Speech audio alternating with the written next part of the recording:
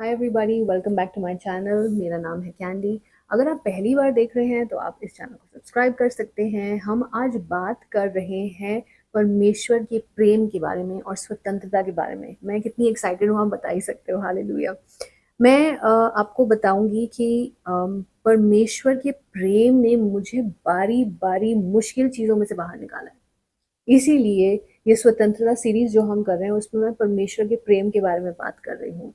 करीब 2008 में मैंने सीरियसली अपनी जर्नी शुरू करी थी परमेश्वर के साथ चलने की।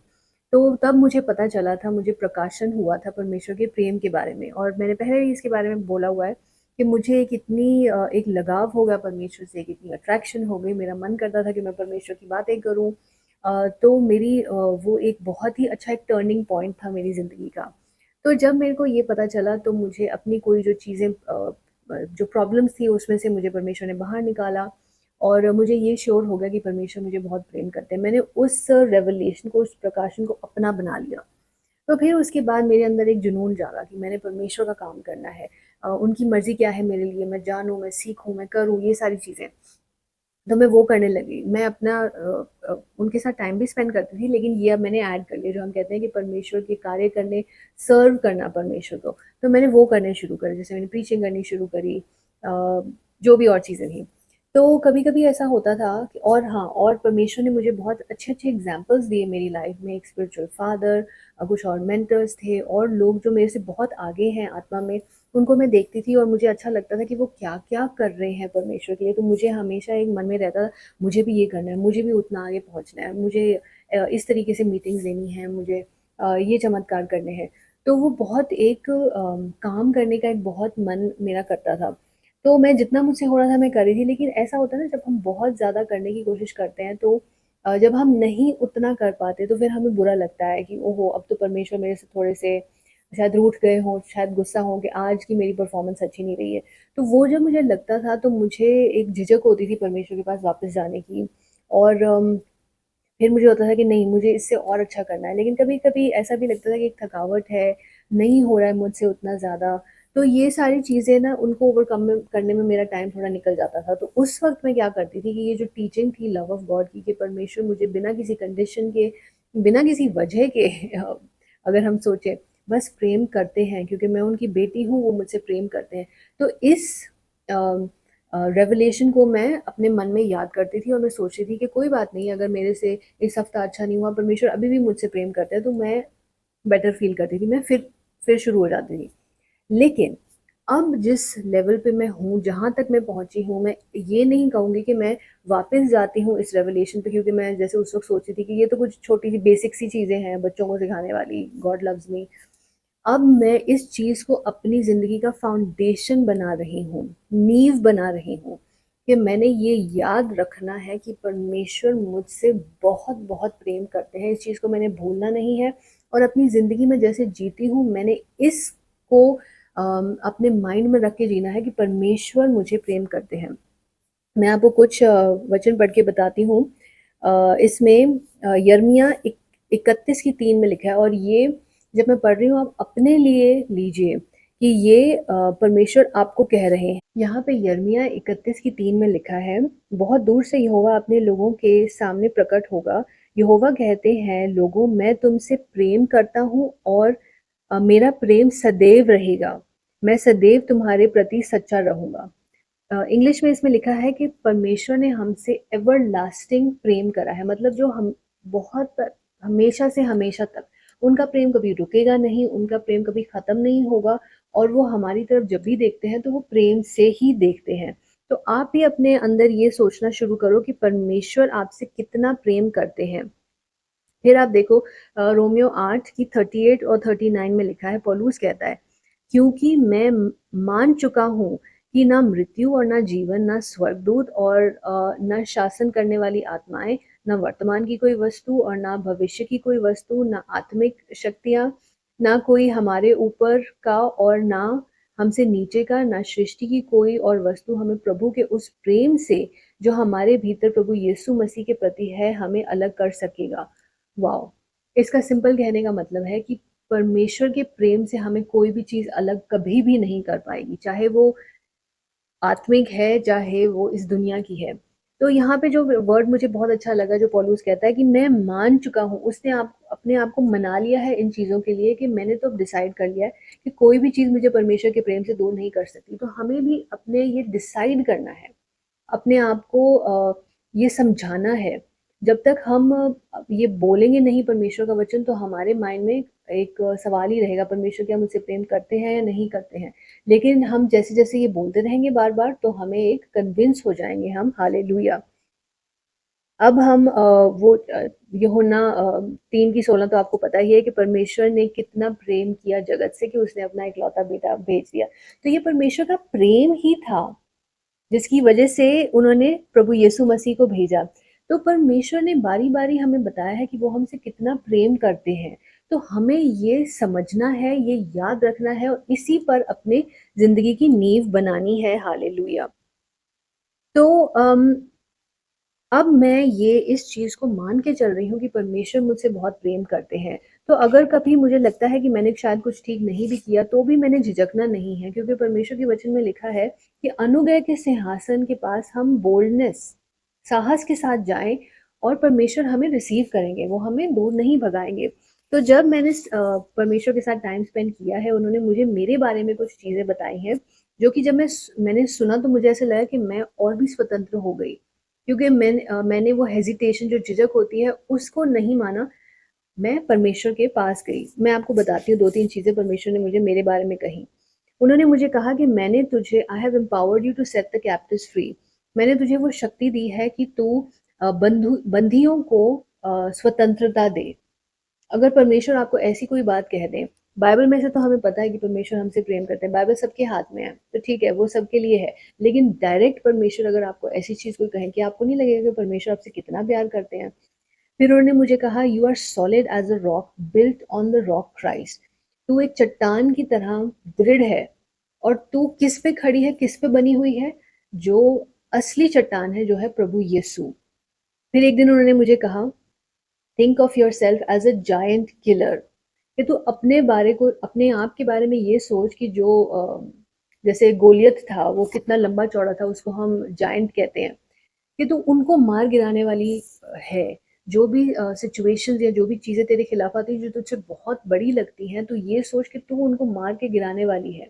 तो मुझे ऐसा लगा कि वाओ! परमेश्वर मेरे बारे में इतना अच्छा सोचते हैं, तो मुझे ऐसा लगा कि परमेश्वर मुझे कितना प्रेम करते हैं।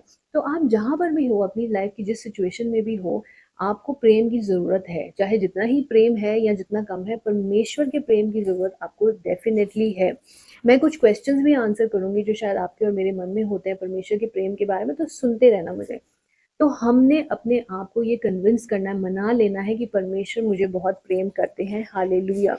तो परमेश्वर का जो प्रेम है, जब मैं उसको मान लेती हूँ, तो मुझे ऐसे लगता है जब परिस्थितियाँ मुश्किल होती है ना, तो हमें एक सवाल उठता है कि परमेश्वर क्या मेरे साथ है या नहीं है। लेकिन जब हम ये वचन में लिखा है, परमेश्वर कहते हैं कि मैं तुझे कभी ना छोड़ूंगा ना त्यागूंगा। तो जब मैं ये मान लेती हूँ कि परमेश्वर मुझे प्रेम करते हैं, तो मुझे ऐसा लगता है कि परमेश्वर मेरे करीब आ गए हैं। मेरा जो उद्देश्य है वो पूरा हो सकता है। कोई है जो मुझे देख रहा है, कोई है जो मेरे साथ है, जो मेरी मदद कर सकता है। अब अगर मुश्किल परिस्थिति में मैं परमेश्वर से ही दूर हो जाऊँ, तो मेरी मदद कहाँ से आएगी? तो ये मत सोचो कि मुश्किल आ गई है तो परमेश्वर दूर हो गए। नहीं, ऐसा बिल्कुल भी नहीं है। जब मैं पास होती हूँ परमेश्वर के, तो मुझे एक प्रोटेक्शन फ़ील होती है और मुझे यकीन हो जाता है कि शैतान हार चुका है। हालेलुया। चलो अब मैं कुछ क्वेश्चंस का आंसर करती हूँ। सबसे पहला क्वेश्चन तो लोगों के जो मन में होता है कि अगर परमेश्वर मुझसे इतना ही प्रेम करते हैं, तो मेरे साथ ये चीज़ें क्यों हो रही हैं? मैं इतनी मुश्किल में क्यों फँसी हूँ? परमेश्वर आप मैं 2-3 डिफरेंट इसके जवाब दूँगी। पहला जो है, क्या आपने अपनी परिस्थिति के बारे में, जो मुश्किल आप फेस कर रहे हो, क्या आपने परमेश्वर से बात करी उसके बारे में?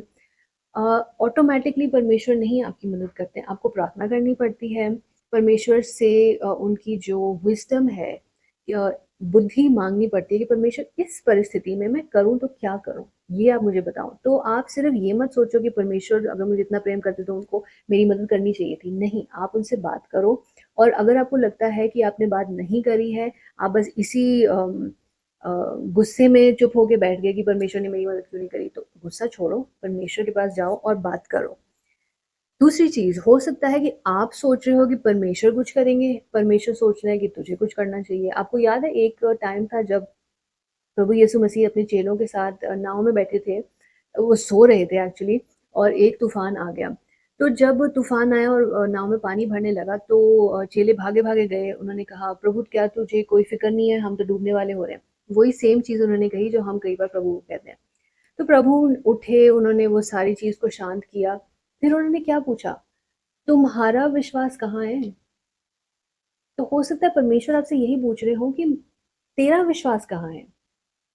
मैंने तुझे सब कुछ सिखाया है, सब कुछ बताया है, पवित्र आत्मा से तुझे भरा है, प्रार्थना कैसे करते हैं ये सिखाया है, वचन की नॉलेज दी है।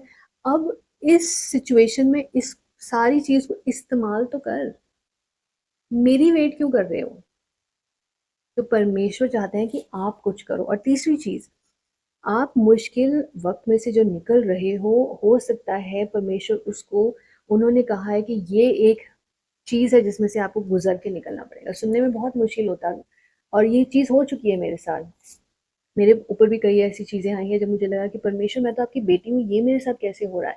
लेकिन उस समय पर परमेश्वर आपके दिल पर काम करते हैं, आपके दिल को नरम करते हैं, आपको अपने करीब लेके आते हैं, और उस जो समय में जो इतनी सारी चीज़ों से आप जूझ रहे होते हो, उस वक़्त अपने बारे में कुछ नया आपको बताते हैं, कुछ समझाते हैं, और उस सिचुएशन में से निकलने का भी आपको रास्ता दिखाते हैं। और वो आपकी मदद करते हैं, और फिर आपको इस्तेमाल करेंगे लोगों की मदद करने के लिए, क्योंकि जब आप देखोगे जो लोग उसी सेम सिचुएशन में हैं, आपके दिल में एक नरमी होगी उनके लिए, क्योंकि आपको पता है कि वो दर्द कैसा होता है। तो आप गुस्सा मत हो परमेश्वर के साथ। अगर कोई चीज़ हो रही है, आपने बहुत प्रार्थनाएँ करी और वो जा नहीं रही है, विश्वास करके आगे बढ़ते रहो कि परमेश्वर मेरे साथ है और इस चीज़ में से मैं बाहर निकल जाऊँगी। हालेलुया! दूसरा सवाल लोगों का ये होता है कि अगर मैंने कोई गलती कर दी, तो क्या मैं वापस जा सकती हूँ परमेश्वर के पास? Is it okay? कोई प्रॉब्लम तो नहीं है? हाँ, आप जा सकते हो परमेश्वर के पास। परमेश्वर उस वक़्त भी आपके साथ आपसे प्रेम करते हैं। लेकिन मेरा सवाल ये है आपसे कि आप कितनी बारी ये आना-जाना करना चाहते हो? गलती करी, परमेश्वर के पास चले गए, सॉरी बोला, वापस आ गए, फिर गलती कर ली, फिर वापस गए सॉरी बोलने।